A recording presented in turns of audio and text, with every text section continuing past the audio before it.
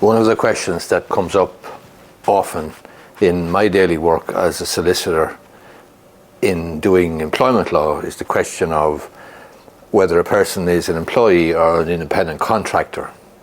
And there has been various decisions down through the years, including the Henry Denny case and various other very, very important decisions. But most recently there's been a Supreme Court decision involving the so-called Domino's pizza drivers or delivery drivers case.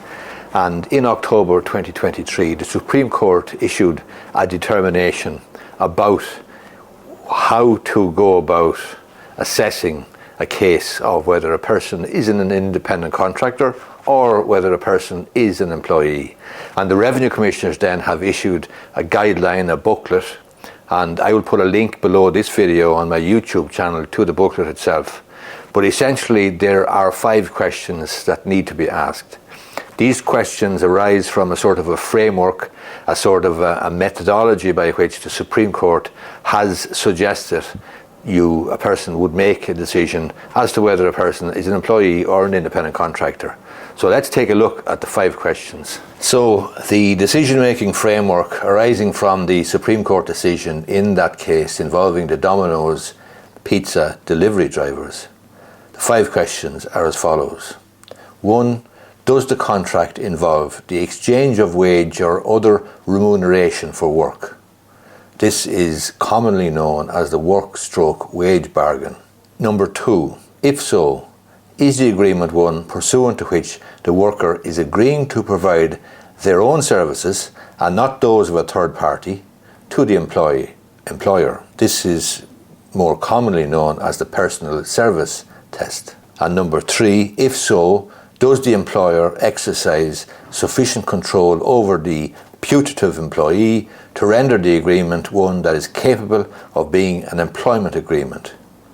This is known as the control test. If these 3 requirements are met, the decision maker must then determine whether the terms of the contract between the employer and worker, interpreted in the light of the admissible factual matrix and having regard to the working arrangements between the parties as disclosed by the evidence, are consistent with a contract of employment or with some other form of contract having regard in particular to whether the arrangements point to the putative employee working for themselves or for the putative employer. So all of the circumstances of the employment would be looked at, all the evidence would be looked at after the first 3 questions. Finally, number 5, it should be determined whether there is anything in the particular legislative regime under consideration that requires the court to adjust or supplement any of these foregoing issues or questions. The first 3 questions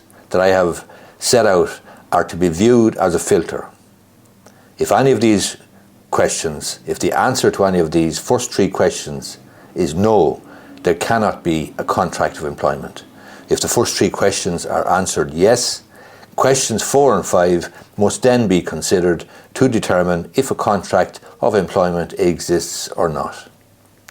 Now, there is a decision tree setting out these 5 questions in the revenue booklet issued on the May 2024, the Revenue have issued a booklet called Revenue Guidelines for Determining Employment Status for Taxation Purposes. It focuses on and is derived from the Supreme Court decision in that Carshan Midlands case, trading as Domino's pizzas, drivers or whatever it is, trading as Domino's pizza. And the Revenue Guidelines for Determining the Employment Status for Taxation Purposes is a 58-page booklet. It is very useful, very detailed, and I will put a link to that booklet at the end of the video on my YouTube channel. I hope you find this video useful. If you do, I would appreciate if you gave it the thumbs up down below. Thanks a lot.